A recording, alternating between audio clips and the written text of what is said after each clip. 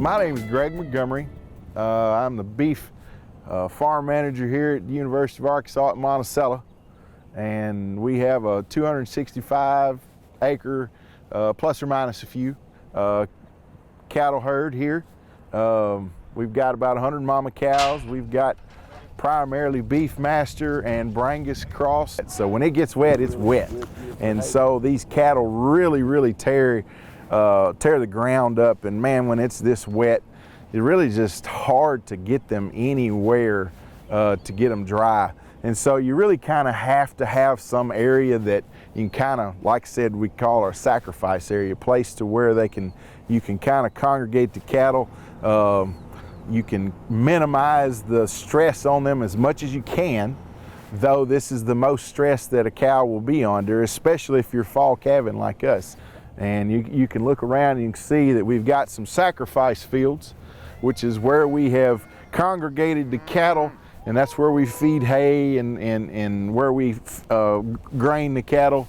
We're fall calving cow herds, so their nutrient requirements are pretty high at that time of year. So we've really congregated, and we've got about 3 sacrifice areas on the farm where we put the cattle. And the rest of the farm, we go out and we interseed ryegrass. And what we will do is we'll come into this field just as soon as it dries up. You can look and see how wet it is.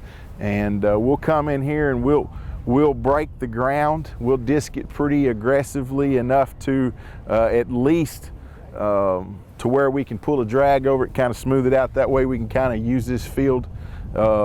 And in doing that, we'll kind of cut back some of the weed pressure that we have, but also we'll encourage some growth of some grasses that'll come in behind it.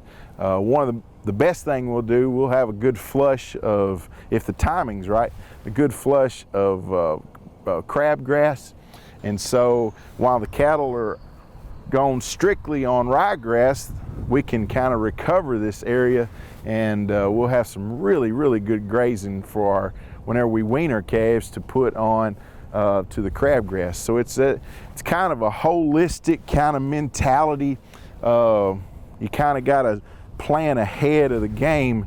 And so right now we're in the ryegrass, straight ryegrass, but mentally I'm just waiting for it to dry up just enough to where we can get some ground kind of evened up and kind of recovered from this winter. Sometimes you can go in here. It'd be a great time if you wanted to plant some hay grazer, some other summer annuals could be put in there in this situation, but for us, we'll just disc and drag and smooth it out, and we'll get a good flush of either crabgrass, and the Bermuda grass will come back in a little slower than the crabgrass, but we'll get a real good flush of summer grasses here on the front end.